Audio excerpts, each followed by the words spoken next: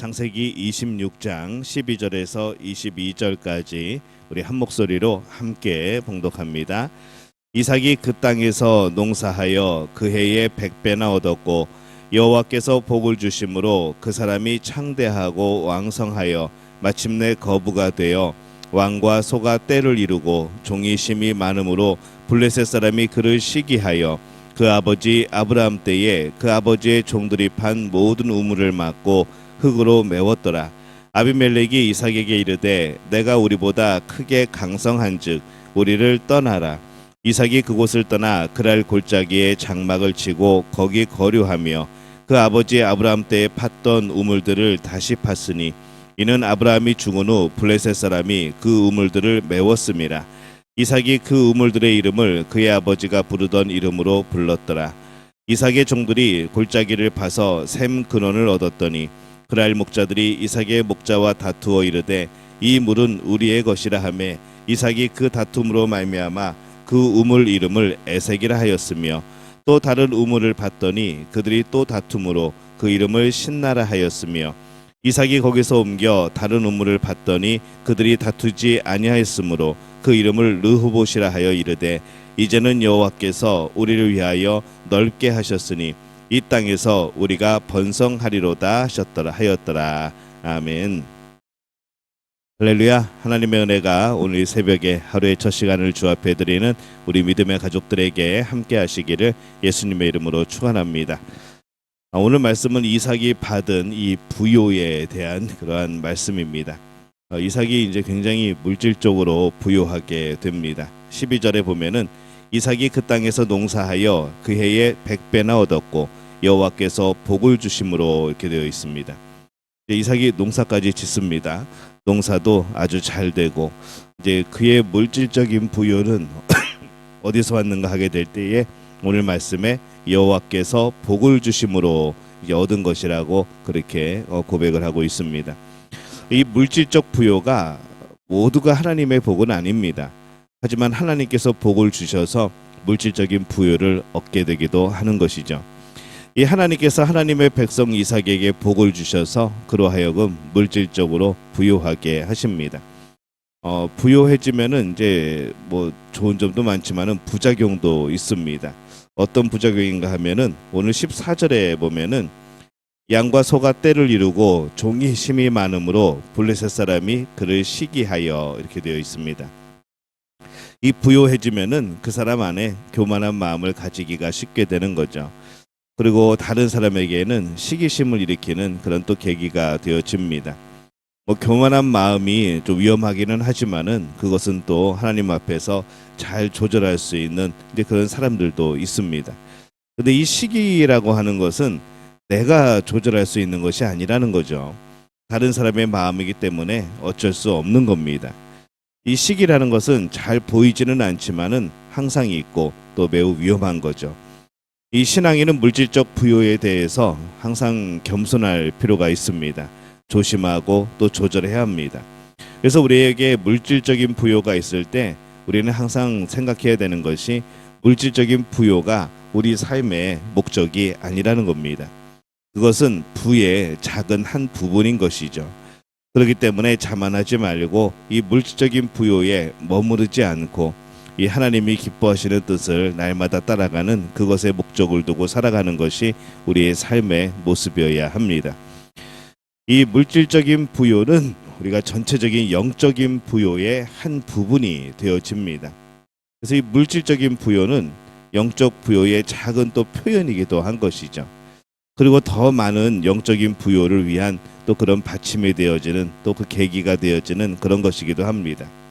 그래서 우리가 이 물질적인 부요가 목적이 되지 않고 영적인 부요로 이루어져야 된다는 것을 늘 마음속에 새겨야 합니다. 물질적인 부요는 영적인 부요를 위한 자산으로 주어진 것이기 때문에 이 물질을 사용하여서 우리의 영적인 건강함 또 영적인 부요함을 누리는 일에 우리가 인색하지 말아야 하는 것이죠. 이삭의 이 부요를 보고서 이 그랄 사람들이 시기를 합니다. 15절에 보면은 그 아버지 아브라함 때에 그 아버지의 종들이 판 모든 우물을 막고 흙으로 메웠더라 이렇게 되어 있습니다. 이 그랄 사람들이 이삭의 우물을 막아버립니다. 이제 어떻게 그럴 수 있을까 생각해 보죠. 지금까지 함께 잘 살았는데 어느 순간 이들이 변합니다. 그들의 악행에 대해서 어떻게 해야 될까? 뭐 맞서서 싸우는 방법도 있고 여러 가지가 있지만은 이삭은 피하는 방법을 선택을 합니다. 이삭은 그랄 골짜기로 물러갑니다. 20절에 보면은 그랄 목자들이 이삭의 목자와 다투어 이르되 이 물은 우리의 것이라 하매 이삭이 그 다툼으로 말미암아 그 우물 이름을 에색이라 하였으며 이렇게 말씀을 합니다. 이 그랄을 떠나서 그랄 골짜기에 물러가서 그곳에 우물을 다시 팝니다. 그런데 이 그랄 사람들이 와서 우물의 소유권을 가지고 또 다투는 것이죠. 어떻게 될까요? 이삭은 근데 다툼을 피하여서 이번에도 물러갑니다. 이삭은 더 멀리 가서 또 하나의 우물을 팝니다. 21절에 보면은 또 다른 우물을 봤더니 그들이 또 다툼으로 그 이름을 신나라 하였으며, 근데 이 우물을 가지고도 또 그랄 사람들과 다툽니다. 그래서 이 신나, 이 적대감이라는 그런 이름을 붙입니다. 이제 그러한 적대감에 맞서서 싸우는 것이 아니고 이삭은 또 뒤로 물러갑니다. 22절에 보면은 이삭이 거기서 옮겨 다른 우물을 봤더니 그들이 다투지 아니하였으므로 그 이름을 르호봇이라 하여 이르되 이제는 여호와께서 우리를 위하여 넓게 하셨으니 이 땅에서 우리가 번성하리로다 하였더라. 이렇게 말씀을 합니다. 이 새로 판 우물에 대해서는 이 그랄 사람들이 싸움을 걸어오지 않습니다. 그래서 이삭은 그 우물을 르호봇, 넓은 공간이라는 그런 이름을 붙입니다. 이삭이 그랄 사람들의 다툼과 적의를 이기고 그들과 싸우지 않는 곳으로 이주를 합니다. 근데 그러다 보니까 자연스럽게 이삭의 그런 땅의 경계가 넓어지는 거죠. 이 사람들이 지경이 넓어지는 것은 참 좋아하는데, 그러려면 오늘 본문에 이 르호봇과 같은 그런 지경이 넓어짐이 가장 좋습니다. 이삭은 도망 다닌 것 같지만은 사실 생각해 보면은 큰 복을 얻은 겁니다. 진정한 부요이죠.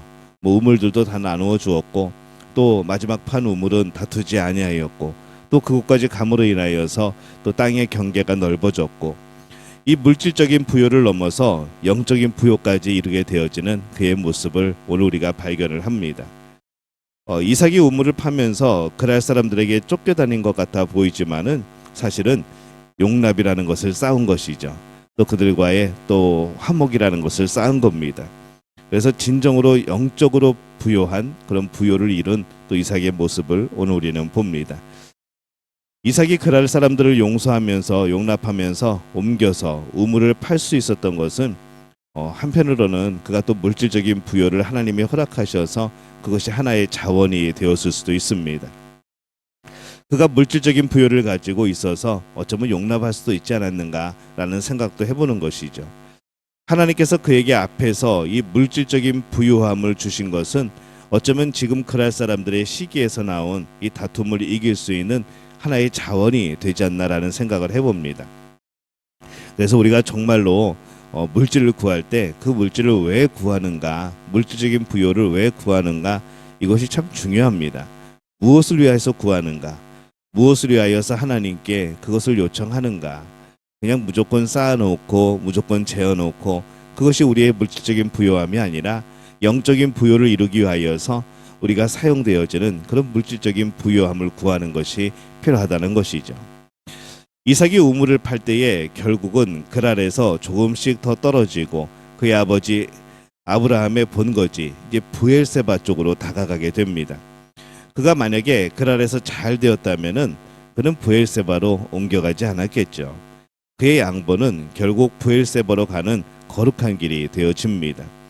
용납함으로 여러 면에서 이 영적인 부요로 걸어가는 이삭의 모습을 오늘 우리는 보게 되어집니다. 오늘 우리는 물질적인 부요 또 영적인 부요를 이룬 이삭을 오늘 만납니다. 주의 은혜로 이 물질적인 부요를 이루는 것은 참 행복한 일이죠. 그러나 더 중요한 것은, 더 큰 복은 우리가 영적인 부요를 누리는 겁니다. 물질적인 부요는 영적인 부요를 위한 하나의 받침이고 자산이 되어지는 것이죠. 물질적인 부요는 이 땅에 언제든지 놓고 떠나야 하지만은 이 영적인 부요는 우리가 늘 함께 있고 하나님이 기억하시는 그런 부요가 되어집니다. 그래서 우리 믿음의 가족들은 이 물질적인 부요에 머무르지 말고 이 영적인 부요를 이루는 것에 목적을 두고 그렇게 살아가는 복된 분들이 되어지시기를 바랍니다. 그럴 때에 정말로 하나님께서 너는 참 부요하다라고 하실 때에 그것이 물질적인 부요가 아니라 영적인 부요라는 것을 기억하고 날마다 그것을 위하여서 살아가는 그런 복된 우리 모두가 되어지시기를 예수님의 이름으로 축원합니다.